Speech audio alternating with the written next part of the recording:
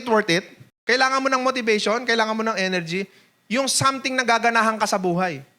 Yung something na nakaka-excite. Hindi ba nakaka-excite?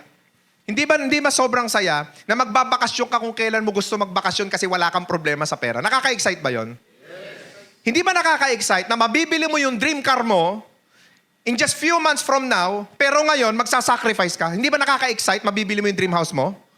Nakaka-excite hindi?